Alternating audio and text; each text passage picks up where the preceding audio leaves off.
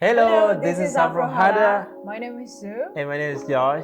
We are back with another episode today of Pop Review. This is I'm Not Your Negro. I Am Not Your Negro is a 2016 documentary film directed by Raoul Peck and narrated by Samuel L. Jackson. This is the clue we need to unravel the mystery of the Sith. The film is based on a script by James Baldwin. It is his personal accounts of three gentlemen, and that is Medgar Evers, Malcolm X, and Martin Luther King. I want these three lives to bang against and reveal each other, as in truth they did, and use their dreadful journey as a means of instructing the people whom they loved so much, who betrayed them, and for whom they gave their lives. They needed us to pick the cotton, and now they don't need us anymore. Now they don't need us, they're gonna kill us all off.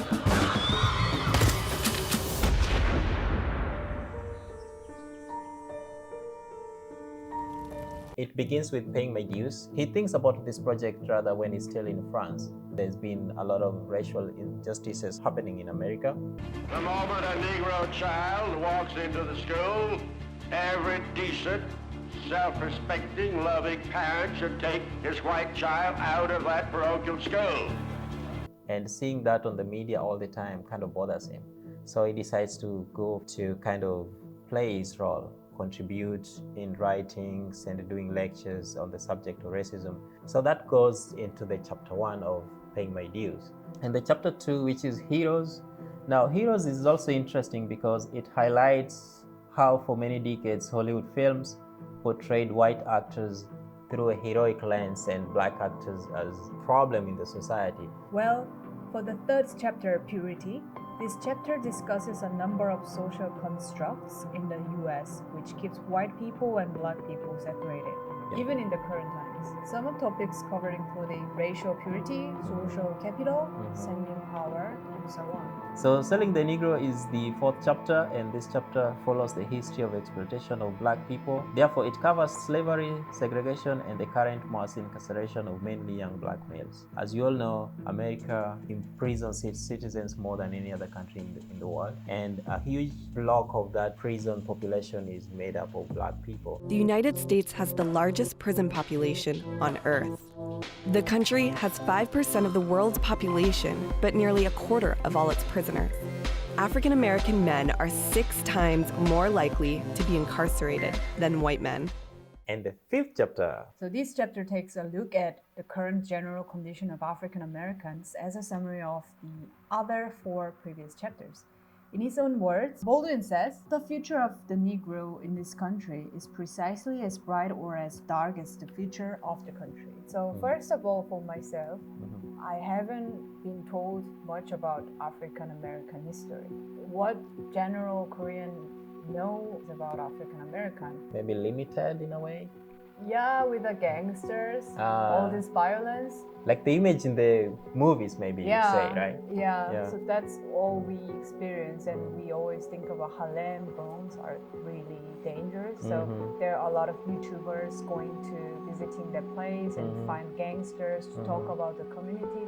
So this documentary is really shared the direct experience from their perspective. And what I really enjoyed the film is the film was montage of different historical photos. Pictures, Yeah, and also some Martin Luther King's speech. We are not engaged in a struggle that means we sit down and do nothing. Also Malcolm X and also Medgar Evers. Yeah. That's a really good material to also understand the whole history of African Americans in the United States.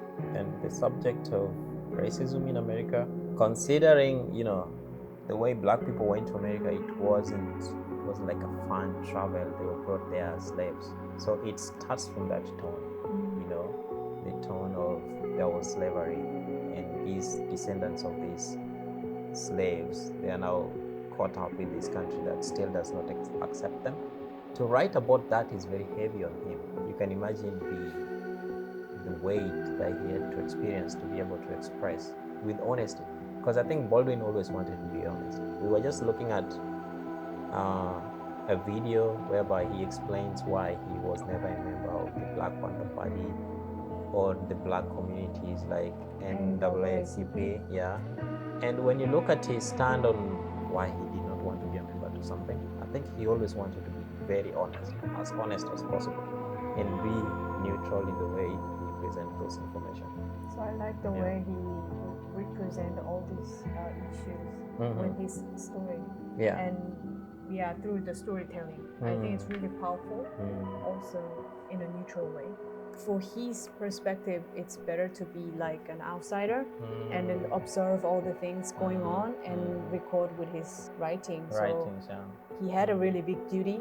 Share the the story.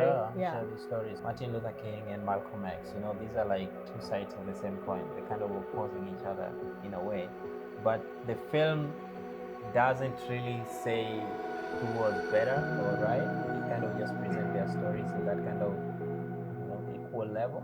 That there's a great deal of difference between non-resistance to evil and non-violent resistance. Martin Luther King is just a 20th century or modern Uncle Tom or a religious Uncle Tom who is doing the same thing today to keep Negroes defenseless in the face of attack. Two forces, I mean. Yeah. What do you think about that kind of, to making one of the sides look higher? I think that's a character of this documentary, following James Baldwin's perspective. How is not important is why. It goes back to that same statement. Yeah.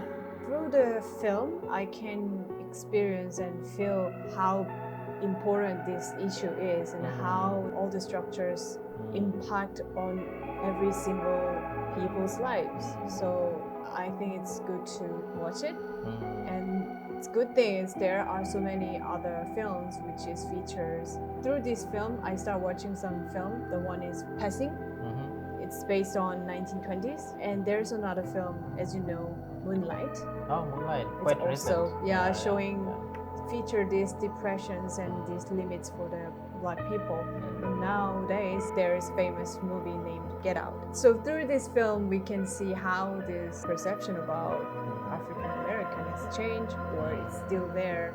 We can see. Way from the 20s, 30s, 40s, 50s, coming to the present times. Yeah. And one interesting thing is that some of the themes that the film captures, like in terms of racial injustice, those things still exist today.